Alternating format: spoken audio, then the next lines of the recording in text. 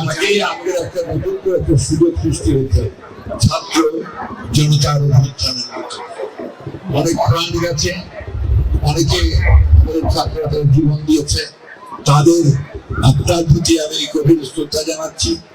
যারা আহত হয়েছে তাদের সহানুভূতি জানাচ্ছি। এবং এই যে আমাদের একটা নতুন সুযোগ সৃষ্টি করে দেওয়া হয়েছে একটা গণতান্ত্রিক একটা পরিবেশ সৃষ্টি করবার জন্য, গণতান্ত্রিক রাষ্ট্র গঠন করবার জন্য, এবং সবাই ঐক্যবদ্ধভাবে বাংলাদেশকে নতুন করে গড়ে তোলবার জন্য এই পরিবেশটি নতুন করে সৃষ্টি করা হয়েছে। সেজন্য নিশ্চয়ই নিঃসন্দেহে আমরা তাদেরকে ধন্যবাদ এবং কৃতজ্ঞতা জানাবো। জেনেক্সে শিফট করো, লাইফকে লিফট করো। যে দেশটা আমার, এটা অন্য কারো নয়। এই দেশটাকে গড়ে তোলার দায়িত্ব আমাদের। গত 15 বছরে এই দেশের প্রতিটি প্রতিষ্ঠানকে ধ্বংস করা হয়েছে।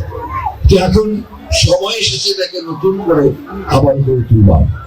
আমি বিশ্বাস করি ঠাকুরগাঁয়ের যারা ক্রীড়ামন্ত্রী আছেন তারা সবাই ঐক্যবদ্ধ হয়ে দল মত নির্বিশেষে, সেখানে আবার দল মত ভাগাভাগি না করা হয়, দল মত নির্বিশেষে সবাই একসাথে যাদের যোগ্যতা আছে তাদেরকে দিয়ে সাংগঠনিক ভাবে এবং খেলাধুলার ব্যবস্থা করতে হয়। খুব ভালো লেগেছে যখন স্বজন আমাকে বলছিল যে এখন আমাদের ঠাকুরগাঁয়ের অনেক ছেলে ঢাকায় এই ডিভিশনে থাকে। এটা একটা আনন্দের কথা। আরেকজন আছে যে তো ক্রিকেটের পেছনে তার ক্যারিয়ারও তৈরি করে নিয়েছে, আমাদের বারেকাল রাশের সামনে আছে, রাশে বারেকালের ছেলে, বারেকালের নাম দিয়েছিল।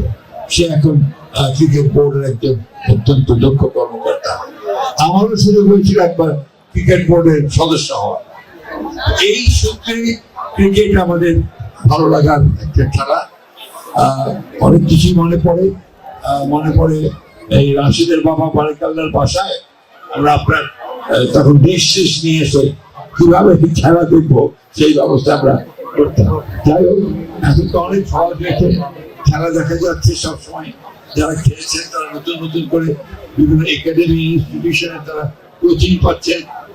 তো আমার বিশ্বাস যে এটা আরো উন্নত হবে, ভবিষ্যতে ঠাকুরগাঁয়ের খেলার মান আরো বাড়বে, ক্রিকেটের মান আরো বাড়বে।